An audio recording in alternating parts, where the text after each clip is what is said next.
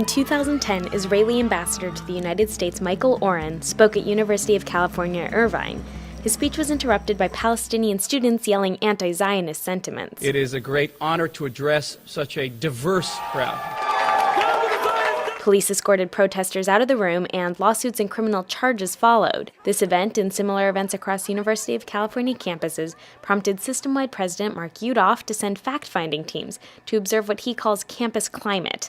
One of the teams recommended banning hate speech earlier this summer. The fact-finding team that had been tasked with investigating the climate on campus for Jewish students released a series of recommendations that the UC system look into banning hate speech.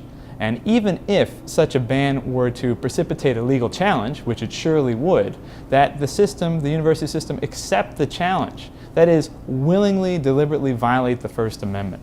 Will Creeley of the Foundation for Individual Rights in Education says that banning any speech can do more harm than good. When you ban speech, it has a funny habit of boomeranging back at you. Instead of pulling these often noxious or repellent ideas out from behind closed doors and debating them in open sunlight, you see these kinds of ideas silenced. And that kind of silencing builds a kind of repression, hate, fear, paranoia. Creeley doesn't think hate speech should be left alone.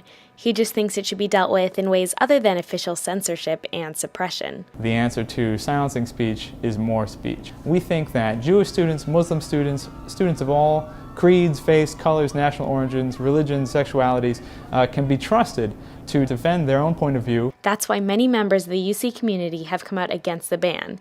This petition has now reached over 2,000 signatures, including Jewish students, who the ban would supposedly be helping. Concerned members of the UC Jewish community had raised their own worries about projecting the Jewish community as a monolithic group in need of special protection, and didn't want the First Amendment curtailed in their name. It's been suggested that carving out a particular exception to the First Amendment for the purported benefit of Jewish students is in essence a kind of condescension towards them.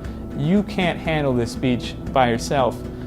Better to call in the authorities and they'll ban it for you. President Yudof does seem to be taking this into consideration, and in a response to concerned members of the Jewish community, he said, quote, "I must say, however, that I believe our current policies may go as far as they can." We think that those signals are encouraging. But President Yudof is still considering the recommendations, and while he does so, constitutional liberties are at stake. We need to be vigilant about threats to First Amendment freedoms on campuses.